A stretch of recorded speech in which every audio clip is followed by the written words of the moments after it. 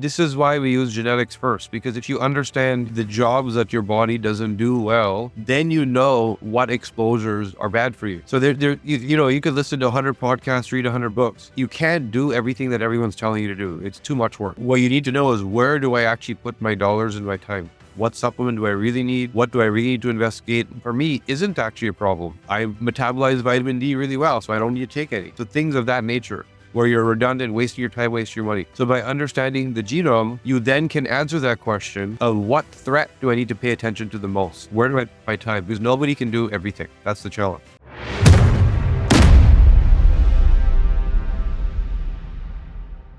Welcome Great to be here, to man. the show. Good talking to you. Absolutely. All right, so I promised the audience a couple extra years on their life. I hope we can deliver. Can we deliver? It's a lot of pressure, man, but let's make it happen. All right, man, let's rock and roll. Listen, start off by telling us what functional genomics, am I saying that right? Genomics? Not quite right. You're almost there. You're one letter off. Functional genomics. So Genomics. Yeah. Okay, genomics. Okay. It's all about, see, it almost sounds like geometry or something. Genomics. Okay, functional genomics. All right. Tell us about what the heck that is. All right. So the easiest way to understand it is, if you think of medicine, so modern medicine is diagnose and prescribe. Here's what your disease is called, and here's a pill you need. Functional medicine is, let's figure out why you got sick. Root cause. What did you eat? What did you breathe? How much stress did you have? Right? The reason. The same is true in genetics. Genetics is, you have an 80% chance of Alzheimer's. You have a 60% chance of breast cancer. Good luck with that information. That's kind of what genetics was until now. Functional genomics is, that marker gives us a priority of Alzheimer's. Now let's figure out why you would get it and make sure it just never happens. So we can go much deeper into biology now. We've understood these diseases much more comprehensively. And so understanding why they happen, it helps us prevent them. So I recently, about a year ago, I went to 10X GrowthCon, and Gary Brecka, right? Is this similar to what he's talking about, where you do a genetic code? I did the genetic code 10X Health Systems. Is this similar to that? It's much deeper. So let's say Gary's deeper. Okay. Gary's done a good job of understanding one system, which is called methylation. Methylation is a very important system that drives a lot of processes in the body, but it's not the only system. There's also glutathionization, glucuronidation, antioxidation, your hormones, neurochemicals of your brain, your metabolism, disease markers. And if you understand, it's kind of like having the best tire in the world on your car, and then you didn't look at any other corner of the car. So you gotta look at everything and optimize everything, and then you become the best version of yourself, your highest potential. Wow. Okay. So this is deeper, right? Because I'm going to tell you, when I got my results back, right, I was like overwhelmed almost, because there was just so much information. And then next thing you know, I got kind of like a recommendation for all these supplements. And I was like, they were recommending like almost like 10 different supplements. I'm like, oh my gosh, I don't take anything. Like, all of a sudden now I got to take 10 things. I'm like, I don't know about this. It felt very overwhelming. I'm like, that's a great way to turn someone off. And so, and then they kind of change things up. They've got this other one that's like a more enhanced, they say it's a more enhanced genetic test. And then you get these satchels of vitamins or whatever, of supplements. Talk to me about that, because I'm starting to see that now. It's like these little satchels with it's personalized to you. It's personalized, but it's not really personalized. It's just sorting things into bags as if you're a baby and you can't sort it yourself, right? What's personalized is if what was in that pill was custom made for you, which is also possible. But if the answer is only supplements, you didn't get the full answer, because your genetics are, here's how your body does every job. DNA is a instruction manual that lives in every single one of your cells. You have 50 trillion cells that makes up the body. Every single cell has DNA. So the kidney cell knows how to read the kidney section of the instruction manual and go do some work. The hormones know how to read the hormone section. The detoxification pathways read the detox section. All these things that are going on in your body are instructed by DNA on how to operate, how to do their job. So when you read the manual, if there's some line of code that's misspelled or broken or there's a paragraph missing, that job isn't happening properly. So yes, supplements are important, but they're not the only thing. There's 3 buckets of now, here's my genes. There's some genes that don't work. And I'm going to give you some examples of that. The 3 then considerations are environment.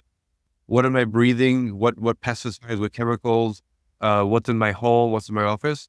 Lifestyle. How do I sleep? Stress levels, exercise. My DNA should tell me how I'm supposed to exercise, how often, do I weightlift? Do I run? DNA will tell you that. And third is nutrition, which is what do I eat and what supplements do I take? But the first 2 need to be worked on before this last one. And if somebody is just jumping to supplements, they don't understand functional genomics well. Okay, so what were the first 2 again? It was environment. So everything that you're surrounded by, what are you exposed to? The Wi-Fi in your home, the chemicals in your lawn, the mold that might be in your basement. I work with a family, for example, that one person in the family was very sick. And they really believed that this person was sick because they're the only one, same food, same habits, same everything. So it wasn't caused, they're just sick. When we investigated, I found in their DNA, there's very specific pathways on filtering airborne toxins. When we breathe, our lungs, our respiratory system is meant to block certain nonsense from entering your bloodstream and remove it. You pee it out, you poop it out, you sweat it out, right? She had the worst version of this gene. There's another gene that once the stuff gets in past your lungs into your bloodstream, it's kind of like a scavenger that looks for these toxins and removes them. And so that should make it so that you can be exposed to something, breathe it in, but you still are fine because you get rid of it. So she had the worst version of this I can't filter at my lungs. And she was absolutely missing the second gene. She didn't even have it. It was missing from her genetic code, the scavenging and removal from her blood. So when they had a renovation in her home and a little bit of mold got released into the air, she got sick and nobody else did. That makes a lot of sense. So, okay, growing up, we got black mold in the house. We had a flood, right? And got black mold in the house. It wasn't cleaned up properly. And I remember like living in this. And I remember I would just wake up and my eye would be like, it'd be swelled up. I'd have a sty and my eye would just be like swelled up. And then some days I would just be sick out of nowhere. Like, what the heck happened, And, but it was this black mold that we had got in the house. So you're saying the first thing is to really look in your environment. How do you really test for that? Is it just like testing the air? So this is why we use genetics first, because if you understand the jobs that your body doesn't do well, then you know what exposures are bad for you. So you could listen to 100 podcasts, read 100 books. You can't do everything that everyone's telling you to do. It's too much work, right? What you need to know is, where do I actually put my dollars and my time? What supplement do I really need? What do I really need to investigate? What, for me, isn't actually a problem, I metabolize vitamin D really well, so I don't need to take any, right? So things of that nature, where you're redundant, wasting your time, wasting your money.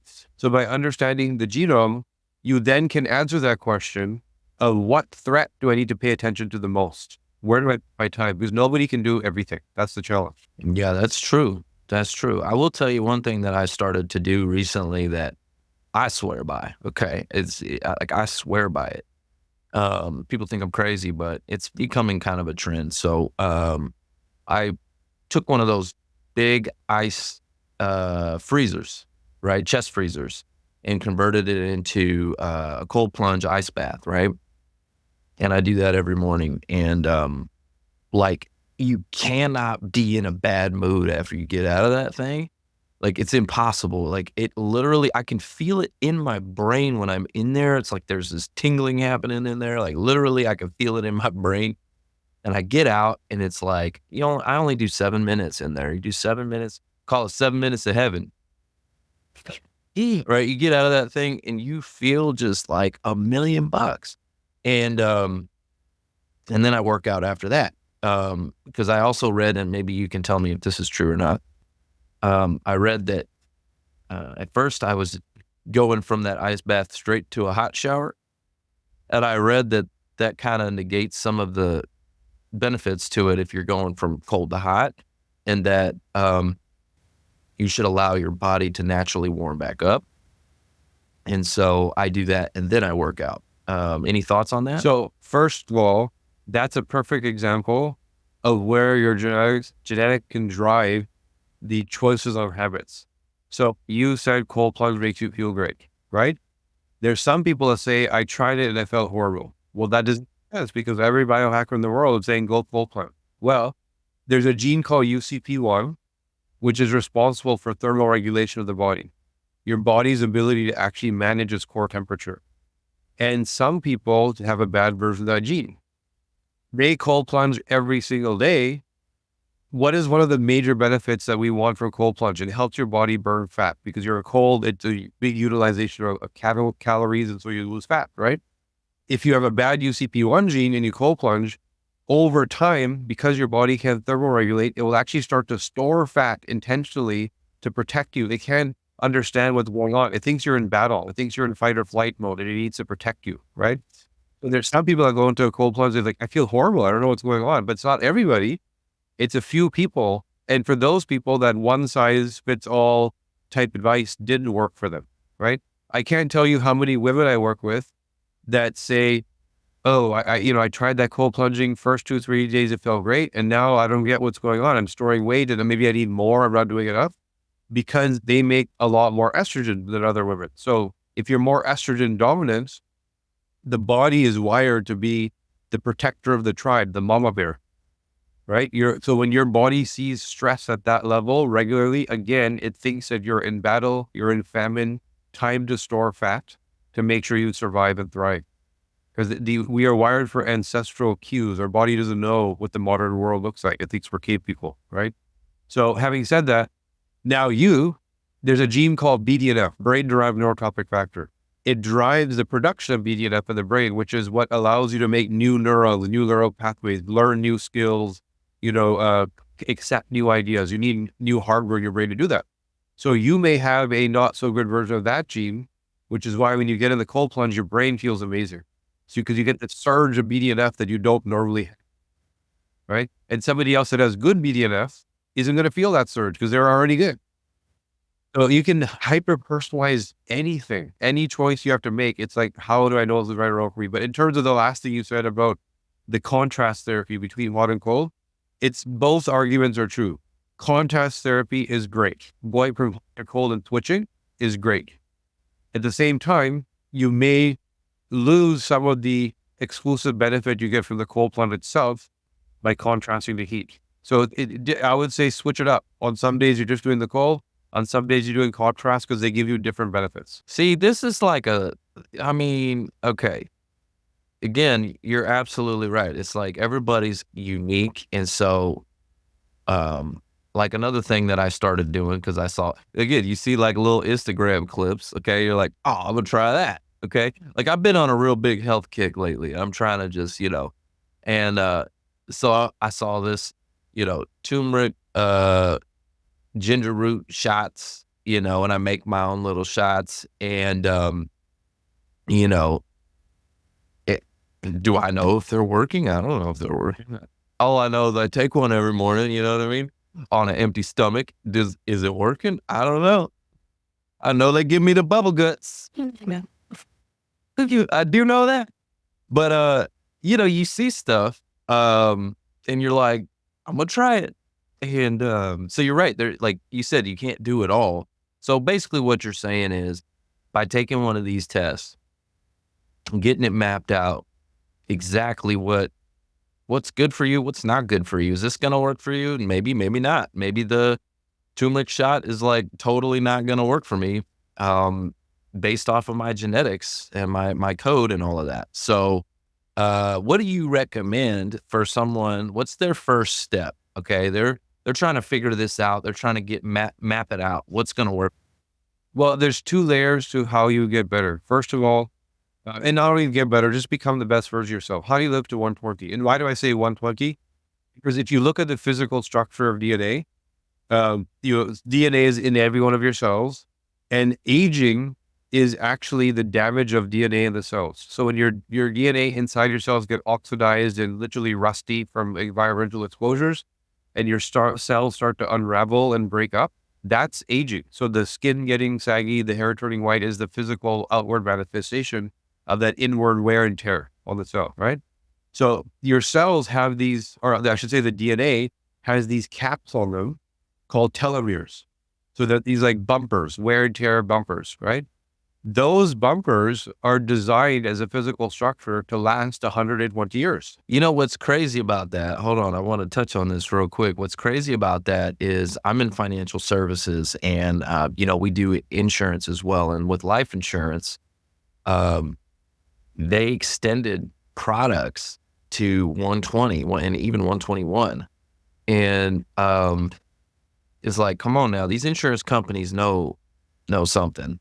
Okay, they're not stupid. Okay, matter of fact, I know, Gary Brecka, that's where he came from, was the insurance world. That's where, right? So like, they know, because what do? They go and they take blood and urine and they test you, blah, blah, blah, and they get all your records and health, and they can tell you like how long you're going to live.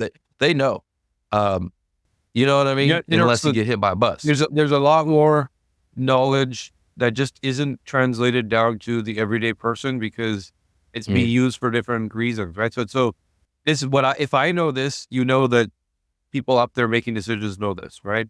So the physical structure of telomeres and our aging and our potential is known, but yet the average life expectancy in the United States is high 70s when we're wired for 120. And, there was a study that was done by Harvard where it's the longest ongoing health study in the world. It started in the 1930s and it's still going on today, where they study people that achieve longevity, like 90 years old plus. And they're trying to determine what are those things that these people did that got them to that age. And if I tell you those things, they're so stupid that it opens your eyes to how easy it is to achieve longevity. So the 5 things are: don't smoke, less than 3 drinks a week, exercise 3 times a week, do not be obese, and maintain a healthy diet. It's like the silliest, most basic stuff got the average American from 78 to 90. Why am I saying this? Because in as much as we want to know what supplement do I take, what therapy I do, what cold plunge do I do, if you just remove the bad habits, you have this God-given gift of living to 120. It's already physically wired in you. It's your choice. Everything you do every day is a choice between adding years or taking years away. Everything you do, everything you eat, every person you talk to that causes you stress or gives you love and pleasure, everything you do is a choice towards health or a choice away from it. So if your choices are always correct, 120 is the outcome. And 120 with good health, not with I'm in a hospital bed. If your choices are always incorrect and you're eating like the average American, breathing like the average American, stressing like the average American, not sleeping like the average American, well, then you're going to have the average American lifespan of late 70s. And the last 10 years are probably an illness. So I know, like, what you're saying is there's some best practices, obviously, no smoking, working out, like things like that, right? So my grandma, right? She passed away at 83. But she smoked for like 40 years or something, 40, 50 years, long time. But she probably could have been 10 years older. There's 2 bits there. One is, why didn't she get sick earlier? Again, unique genetics. She may have had really good glutathione activity in her lungs that helped her detox that stuff. She may have really good methylation genes that fights the inflammation caused by the carcinogens in the cigarette, right? She may have really good immune system genetics that the cancer cells that form, her body kills them off. Everybody has cancer all the time in their body. Your immune system is constantly fighting it. So she may have been genetically wired to live longer, but now take the smoking away, maybe she would have got to 100. Right. 100%. I mean, longevity is like her mother, my great grandma, was like 93. right? So 10 years and, no smoking, right? So it's kind of like her mother, no smoking, 10 years later. My grandpa, 93. So I've got longevity in my family, right? I've got longevity in my blood, but who knows? Maybe some of that genetic code didn't pass down. Maybe it's broken down. Who knows, right? And then we're eating crap. We're eating, all this McDonald's and stuff like that. You know what I mean? Um, so yeah, it'd be good to know. What about on the food side, right? On the food side, does this tell you, because I know what you put in, right? What you're putting in your body is important too. So what I'm doing right now is I actually subscribe to this Factor meals. They're fresh meals that come to my door every week, and they're portioned, so I'm not overeating, things like that. And they've got some Calorie Smart and Protein Plus, this, that, and the other. You kind of pick what you want. And so I feel like I'm eating healthy, but who knows? Maybe I'm not eating the right stuff still. Yeah. What are your thoughts? So there's a lot to be said about food. So first step is there's certain gene pathways that metabolize each macro, fat, carbs, plants. I can't tell you how many people that I have had to tell them that the day you became vegan is the day you started getting sick. And this is not true for everybody, but some people, the enzymes you need to break down plant proteins. So if you're getting your protein from beans, lentils, chickpeas, legumes, etc., but the genes, your genetic code around using those foods efficiently doesn't work, then you're going to get sick over time. There's some people that go on a keto diet, for example, where we look at the APOA2 gene, and we might have to let them know that, by the way, this keto diet is the reason you don't feel good, the reason your hormones are disrupted, the reason you have brain fog, the reason you have an insulin problem. It has nothing to do with sugar. It has to do with fat, because your genetics around fat metabolism are not good. And so we have to be hyper specific on what these people actually metabolize. There's other genes around the gut microbiome, and some people needing to eat more fermented foods and kombucha and kefir to maintain the health of their gut, because they don't genetically do it automatically. But the big one is, and this was part of my story and why I was so sick and why I discovered, there's another way to do things, is there's a gene called GSTM1. And it is the primary first line of defense for your gut. So whatever you eat, whatever pesticides, chemicals, plastics, etc., that come along with that food are meant to be detoxified, removed, and then you pee it out, sweat it out, poop it out, right? It gets out, it removes from your body. This gene uses glutathione, an antioxidant, which is a powerful antioxidant, to do that job. I don't have the gene. Missing.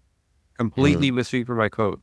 And so you got no filter. Filter. You just, right? No filter. Now, at the time, I thought I was doing well because a friend of mine who was a naturopath said, hey, if you just want a one-size-fits-all answer basic thing to do, go be on a Mediterranean diet, because that's the healthiest sort of easy thing to do that doesn't need much management. I said, okay, that's what I'll do. Mediterranean sounds good, right?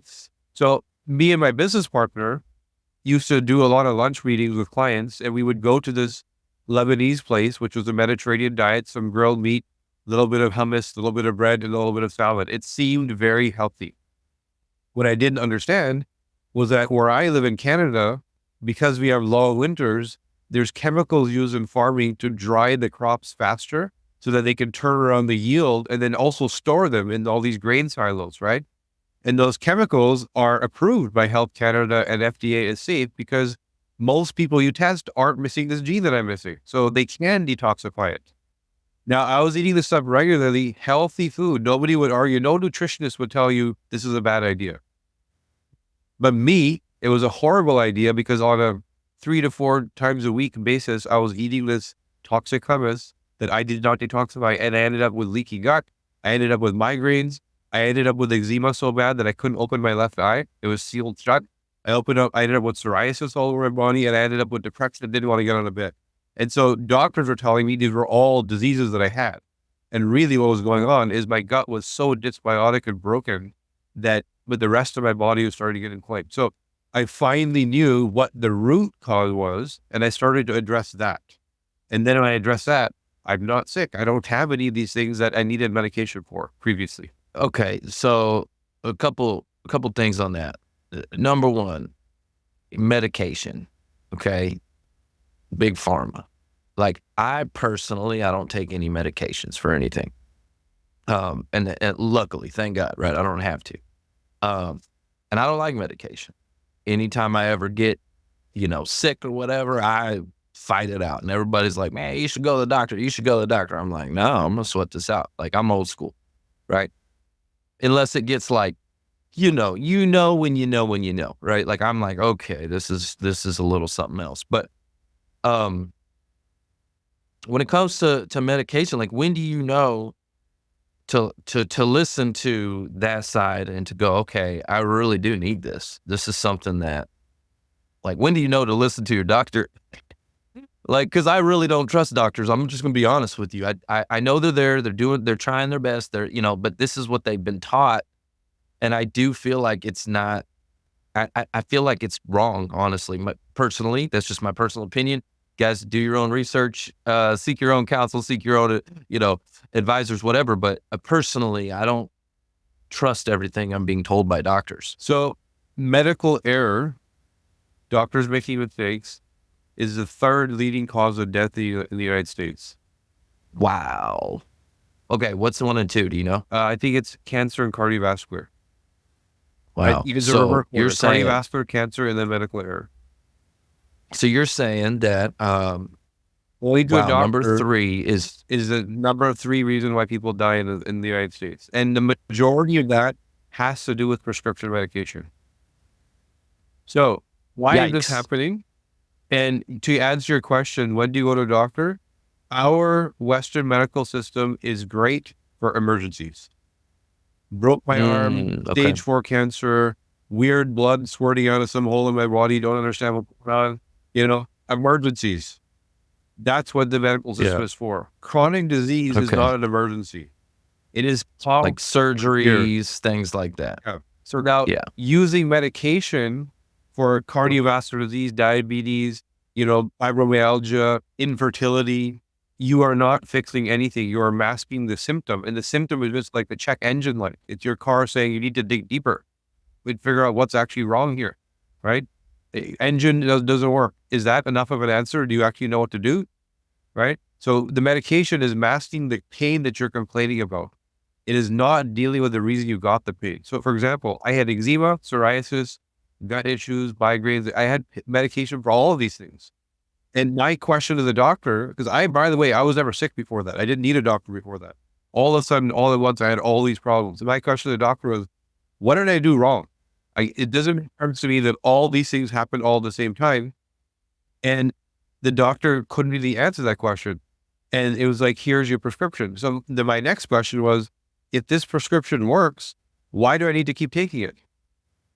If it was actually, if you understood this disease I have, why can't you get rid of it? Because I didn't have it for the first 38 years of my life. And now all of a sudden I have 5 diseases. So something happened, right? And that's what led me down this journey of discovering functional health, and that there is a way to understand root cause using genetics as a tool, but there's many other tools to use. So long story short, I think we have the best acute care emergency Band-Aid system that any civilization has ever had, right? We are great at that. I think we have the worst chronic disease management system that any civilization has ever had. The American healthcare budget is $4.3 trillion a year. 90%, literally 90% is spent on chronic disease management. So you're separating the two. Okay. And that's a good distinction. Because I didn't really think of it that way, right? That's a good distinction to separate the two, because you're right. You're absolutely right. And okay, so I have a question. I want to kind of maybe switch gears just a little bit, because you've been pioneering personalized parenting through genetic coaching. Can you share some examples of how understanding a child's DNA can impact not only their daily life, but their education, and tell us a little bit about this. This is starting with my eyes being open with my own kids, and then knowing that if I can tell you here's a tool for prevention, then the earlier you can start, the better, right? That's simple math. So let me take my middle son, for example. His teachers told me that he had ADHD. I was like, no, he doesn't. Like, yeah, he had ADHD. I got told that too. That was me. Yeah. So when I looked at his genetics, I wasn't looking for an ADHD gene. I was just looking for what biology doesn't work well, and how could that possibly equal what his teachers are saying. And so when I looked at his genetics, what did I find? That he has the worst possible insulin response. So his body's ability to regulate insulin levels after eating carbs and starches, horrible. He has the worst possible starch metabolism enzyme. So his ability to use bread, sugar, pasta as fuel is horrible. Now, if you combine those, whenever he eats carbs, sugars, and pasta, he goes into a carb crash, intense carb crash. And then if I looked at the teachers that were complaining, they were after lunch. So he didn't have a problem where he couldn't pay attention. He had a problem where he was going to class in a coma, just having eaten a sandwich and not being able to process those foods. And his peers next to him didn't have a problem with their sandwich, right? So now, okay. So let me ask you this. So I'm just curious. So after lunch, he can't really pay attention because he's crashing, right? What type of behaviors did he have? Was he just like sleepy, or like what kind of behaviors? Because I know for me, I was like really rambunctious and had a ton of energy. I see me, I wasn't crashing per se. I don't know if that was. I had a lot of energy. What type of behavior? So I'm going to speak to your example too, because I literally just last week, there's a CEO that I deal with as like a private client, and I kind of maintained his health for him, right? And he had me sit with his son because his son was told he had ADHD, and his story was very similar to yours. I'm going to explain his story. So my son, it was like irritated, frustrated, annoyed by everything, couldn't pay attention. What looked like can't focus was more like I'm brain dead right now, right? So and when you're young at that age, you also can't understand what's happening, right? You can't understand what this feeling is, especially if it happens every single day consistently. It just becomes part of your life. So now that's very different than what you experienced, and also what this son of the CEO experienced. And let me tell you his story, because it's probably going to be very similar to yours. So there's a pathway for dopamine. So dopamine is how you experience pleasure and reward. So pleasure, eat some food; reward, achieve something, right? The way that this child processes dopamine is his ability to bind it. So there's receptors in the brain that allow you to actually process dopamine and feel that wow factor, that satisfaction. He had slim to none receptors, very hard to feel. He also had really fast clearing. So once the dopamine is experienced and you get that wow moment, the dopamine needs to be removed from your brain so that you come back to normal, some level of baseline. So he had really low expression of the receptors and really fast clearance. So his reward-seeking behavior was slim to none. Second consideration for him, there's a gene called 5-HTLPR, which drives your serotonin response. So serotonin is known as a bit of a mood regulator. And the way it does it is it allows your brain to prioritize stimulus. So when you're sitting in a room, whatever's going on, instruction, sound, smell, stimulus of any sort, are you with blinders on focused on what the priority is, or are you seeing and hearing everything? Right? So now, when your serotonin is dysregulated, what looks like I have ADHD, which is what this child is also told, because he can't, first of all, he's highly reward seeking because he can't get enough dopamine hit. So whatever's going on is never enough. He's always taking the next risk. What's next? Show me what's like, it's too slow for him. It's four, right? Then, that's one, right? Now the second layer is that too slow, I need more is also happening in a reality where he's seeing and hearing things that other people don't. So it's not ADHD, I can't pay attention. It's actually hyperattention. I'm giving attention to everything that you, teacher, can't even see, right? And that's why you're a teacher, because you are wired to have blinders on and just do what needs to be done. I'm not. I'm wired to be an entrepreneur. And no surprise, son of a CEO is wired to see everything, notice every detail, be highly reward seeking, and be a warrior. And he's sitting in the middle of a classroom being told to stay in the middle. Wow. Oh my gosh. Hold up. I forgot about these. These are called mic drops. You did just describe me. Okay. I'm going to give you another one. Mic drop. Listen, you just described me 100%. Yeah. And Okay. no surprise, you're entrepreneurial. Yeah, 100%. Listen, yeah, like if there's a lot of noise, right? I hear it all. Like, and it's hard for me to focus on one thing unless I shut everything out. I've got to for me to read a book or for me to study, it's got to be complete silence. I have to literally shut out the world, so that I can just focus. And then I have to read it over and over and over. And the other part where you talked about, this was actually from the other kid, from your son, I guess it was, you were describing. I do get frustrated too. So I'll get frustrated if I don't understand something or if I am having a trouble following along. Typically it means I don't care about it because it's something that's irrelevant to me. It's not like I'm learning something that I'm like, oh, where am I ever going to use this? This is useless information. Why am I learning this, right? That was school. So I'm learning it and I'm like, oh, I don't get it. I don't care about it. It's hard for me to focus on it because I got all this stuff going around. And I would get frustrated. Very, very frustrated to the point where I would get angry. And I had a lot of other things going on in the household and stuff. And I would get frustrated and angry. And they put me in, I was in special ed classes. They had me in, class called the PASS class, Positive Attitudes for Success. And they put kids that had attitude problems, ADHD, any kind of disabilities, like physical disabilities, and they put them all in this class. And so I rode the short bus and everything. They labeled me, they stamped me like something's wrong with this kid.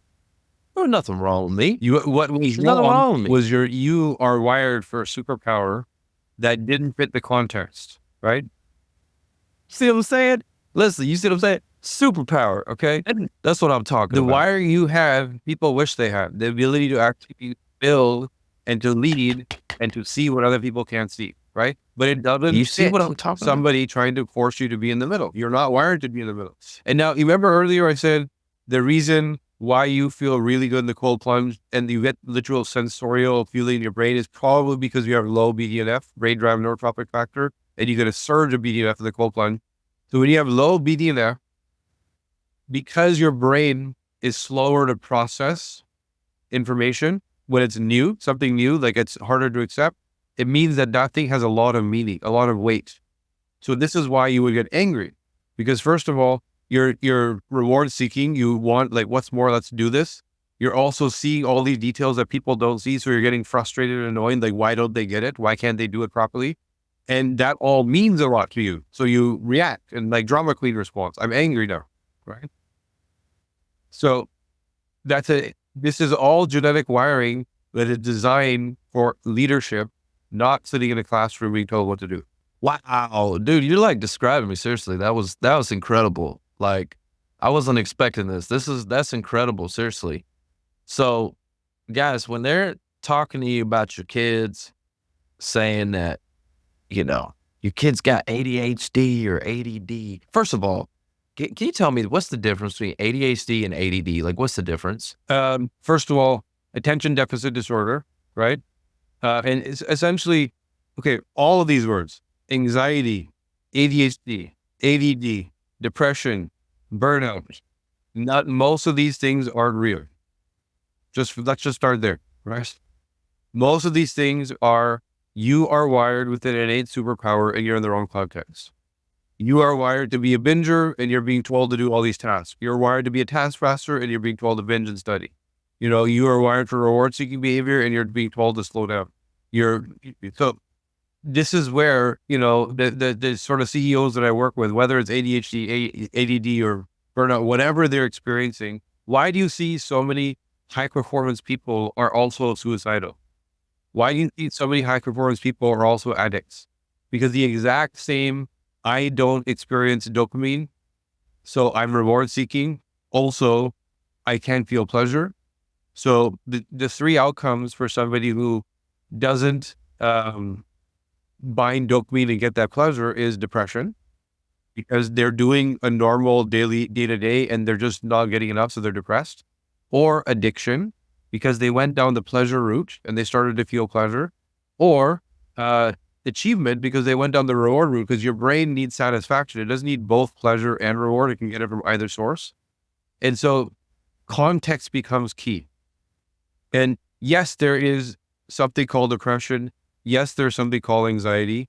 It's a tiny fraction of the people that actually get diagnosed with those things, that actually have a proper chemical imbalance where they genetically weren't wired properly, let's say. The vast majority is caused, and it's caused by you being wired for something and doing something else. So let me ask you this, okay? So what you're saying is I got this superpower, but it does cause friction in some areas, right? It causes some friction, especially when I was younger. But let me ask you this. Like I look at it as I was designed to be, I wasn't designed to fit in. I was designed to stand out. I wasn't designed to be a consumer. I was designed to be a creator. And it's like, that's in my code here. But should someone look at this and say, okay, I got this thing you're talking about, and try to fix it? No, well, so here's the two things. You pick two paths, and you probably need both. First, discovery. Here's who I actually am. Right? Now, knowing who I am, what am I designed for? Like you said, you're a creator, not a consumer. Now you know that. Right? Now, there's going to be contexts where that's exactly what you need. Look what we're doing here right now. Look what you've built, right? You have your business, you have your podcast, you're doing all stuff. You were designed to do that. Great.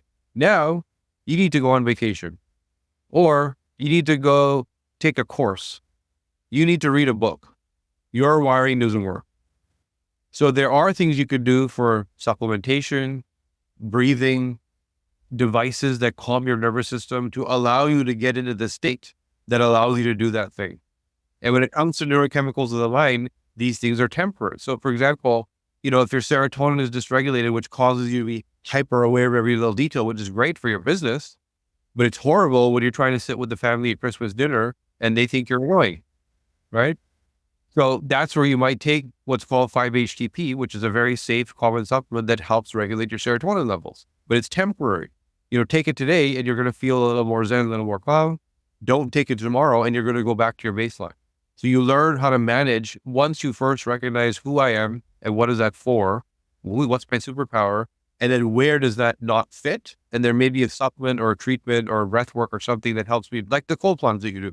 The cold plunge helps you manage and adjust mood, but it's temporary. Skip a couple of days and you go back to the way you felt. That's good. That's really good. So understanding your environment, what are you doing?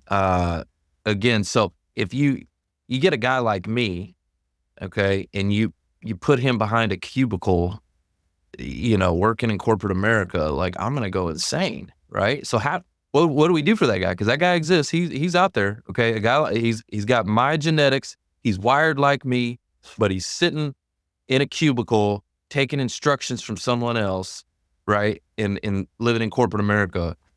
What should that guy do? That's the guy who has anxiety, who has skin issues from stress, that has gut issues from stress, that has been told he needs to quit. Yeah. No.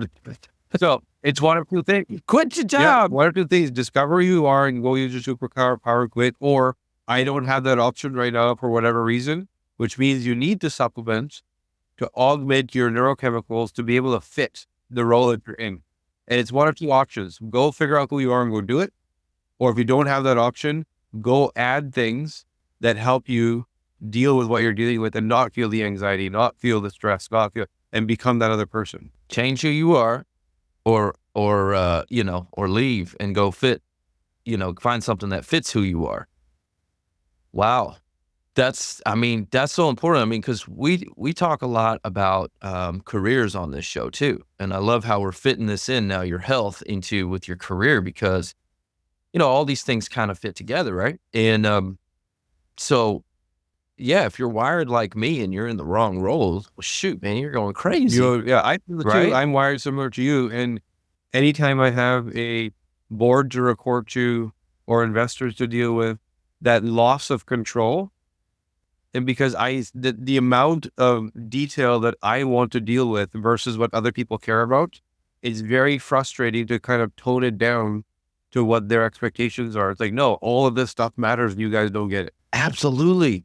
I'll get into meetings like that where there's just, all these decision makers, too many people, right? And they're like, they're not looking at everything the way I'm seeing it.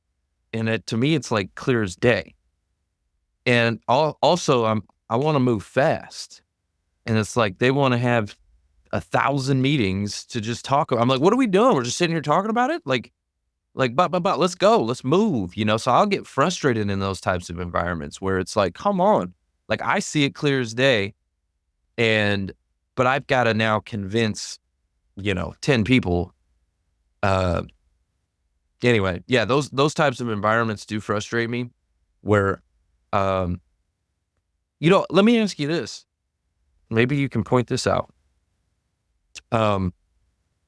When I go to conferences, okay, and I'm getting better at it, but when I go to a conference, if I'm just going as an attendee, it also can create a level of anxiety for me, where, people are always walking up, everybody wants to network at these conferences and, like, hey, what do you do? What do you do? What do you do? That's always the question that comes out. And I'm just like, man, I hate small talk. I'm like, I just hate it. I hate small talk. And it's like, what do you do? And I'm like, when they ask me that, I'm like, ugh, I hate that question. Because to me, it's just small talk. Again, it's like, it's just, they don't really care.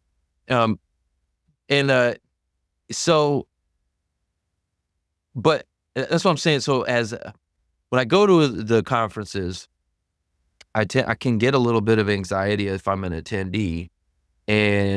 But I've found that if I volunteer, support, or even I'm a part of the event in some form or fashion, whether I'm on stage or what have you, it's completely different.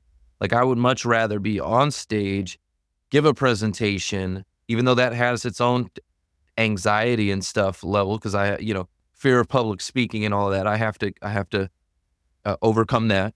But I would rather do that and then have a purpose-driven conversation where people are coming to me with purpose, not this just random, what do you do, trying to figure out how we're fitting into this relationship. Like I hate small talk. So anyway, talk to me about that. Like, again, I think I've always said I was born to be on the stage, not in the audience. So you'll find over and over again where people that are wired like you, and again, I'm assuming this, I don't have your DNA, but just from listening to you, that goes back to what I said about the lower BDNF levels, right?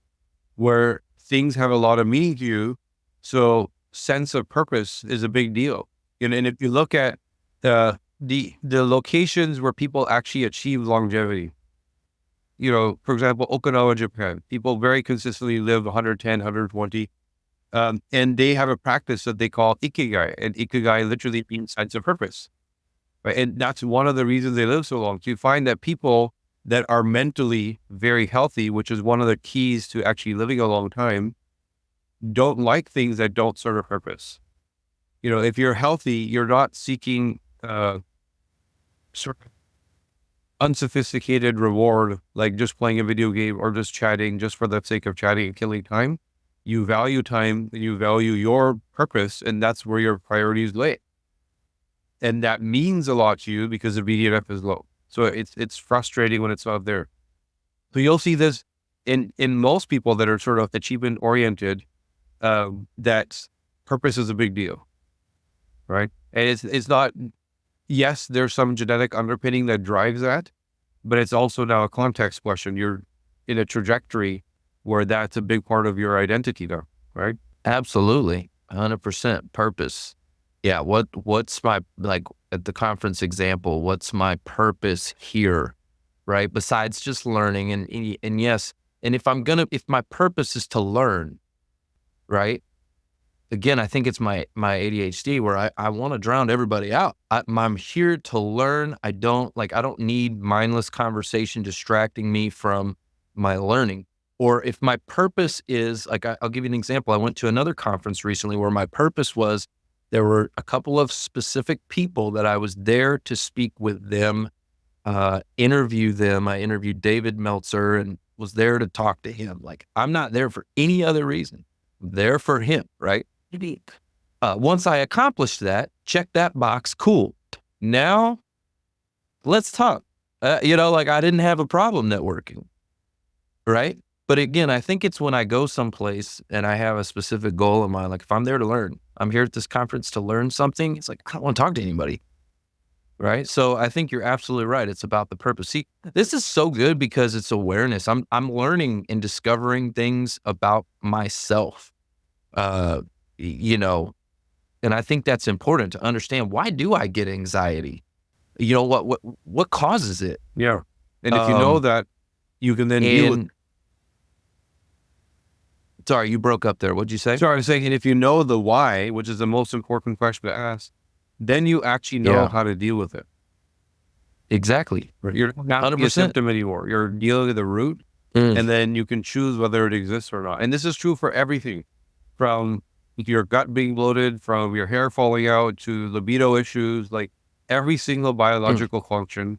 There's a reason why. You just said something else I need to talk to you about, mate. I need to talk to you about it. Okay. My forehead's turned into a 5-head. Okay. I'm 37 and it's starting to go backwards. Okay. I'm getting these like peaks, you know what I'm saying? Anyway, what I'm trying to say is, who knows if I'm doing the right things? I'm using like this hair growth shampoo and blah, blah, blah. I might be making it worse. What do I do? So there are very easy to identify root causes for hair loss. And so know the why. Once again, you don't need to topically try and symptom mask it. You internally deal with the reason why it's happening. So let me give you a good example. Some men make a lot of testosterone more than others. And some men have a fast version of a gene called SRD5A2, which takes that testosterone and converts it into something called dihydrotestosterone, which is sort of the manly man version with like, ripped muscles. You can see your six pack. That's DHT, dihydrotestosterone. Dihydrotestosterone, if not utilized, meaning you're not training, you're not being that ripped guy, can kill hair follicles and literally will live in the follicles. It will block nutrition from being available to the follicles, so the hair eventually dies off. So I can use your DNA. I can look at a 5-year-old boy and predict what's going to happen with their hair, and then also tell them, here's the exact things to do so that that bad news never comes. Because if I know that this toxic testosterone is causing it, well, I also know what ingredients slow down your body's ability to make that DHT. I could slow that gene down and make it as if you had the good version, right? And so there's simple things like fenugreek, saw palmetto, lycopene. They're common supplements that will slow this down. There's also things you can topically put on your head that get the DHT out of the follicles so that the hair is actually healthy. So that's one. There's other examples, autoimmunity, your gut, etc. But the big one for men usually has to do with hormones. And like I said, we can predict it, prevent it, reverse it, all doable. Man, we need to sit down and talk, okay? Like for real, I got some things, you know what I'm saying? We need to sit down and talk because I'm on this health kick, man. Seriously, I'm on this health kick, and this stuff, I feel like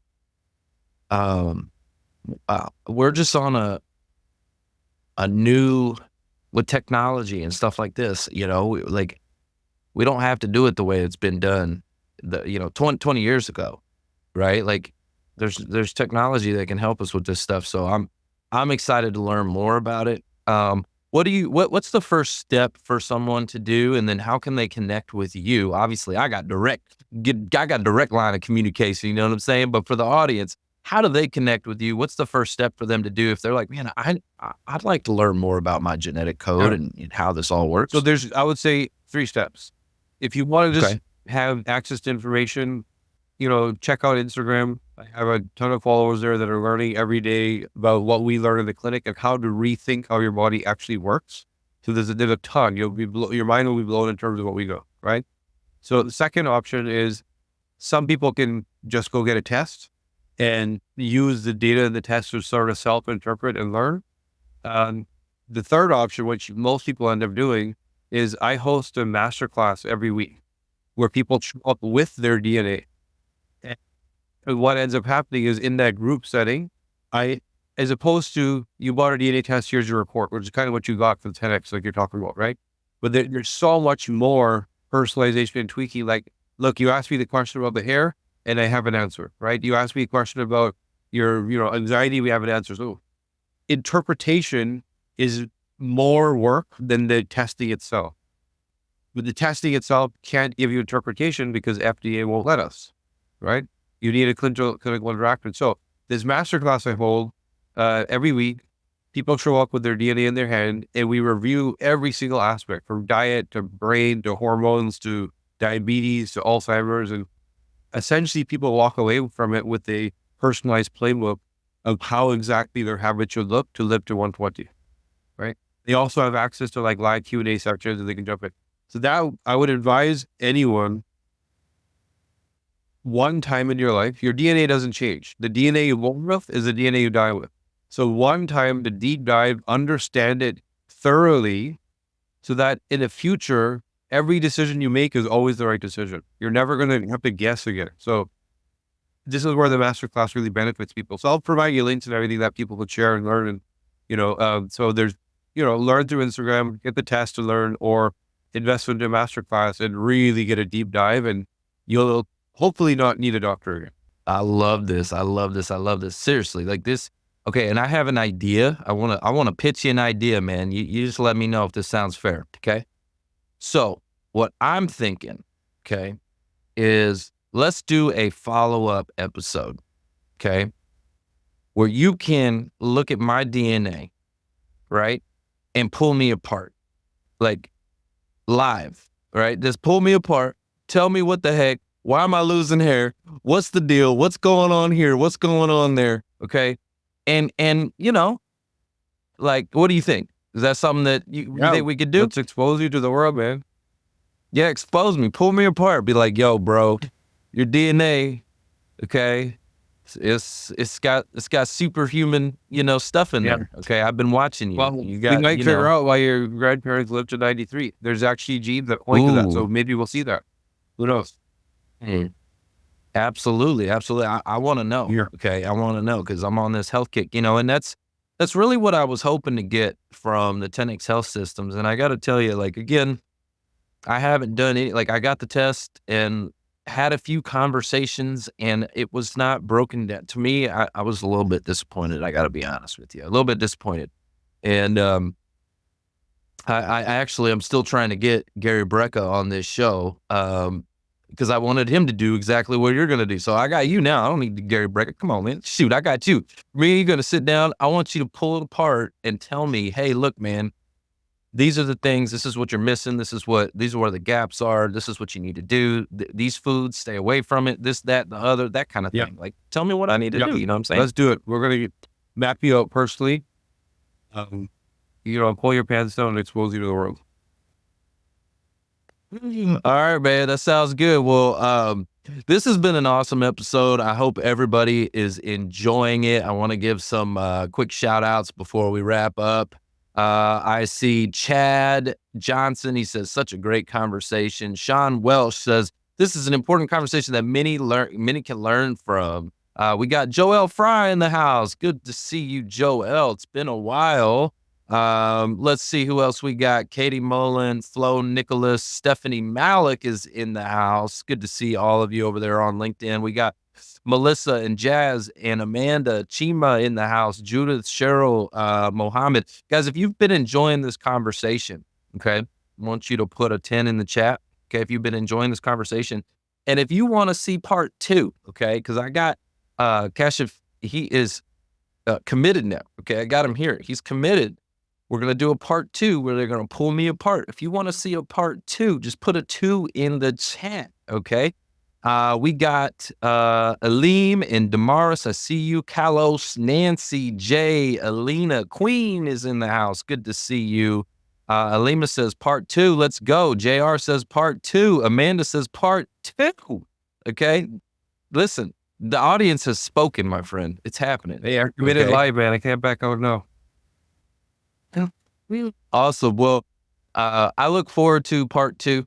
Okay. And I know the audience is. Everybody's telling me right now. We got Alina. She says part 2. Joelle Fry says we need a part 2. Okay. Part 2. All right. So, Kashif, thank you so much for being on the show. Any last words for the audience while we're here? I'd say keep it simple. Disease is optional, right? They keep your thinking around your health simple, which is what do I add? What do I delete? And every choice I make is a choice towards health or a choice away from it. That's it, right? Every single thing you do, breathe, every person you talk to either gives you life or takes life away. And just know that because of that, disease is optional. It's not going to happen unless you make it happen. So let's work on it. Man, let's go. Mic drop for you. And I'm excited for part 2. Let's rock. Let's roll. Let's go. Guys, that's the show. It's all about who you know. Bye. Thanks for listening to the Who You Know Show podcast. My name is Trevor Houston, and if you've enjoyed this episode, consider subscribing wherever you listen and leave us a positive review to help us keep the mics on in the studio. Until next week, that's the show. It's all about who you know.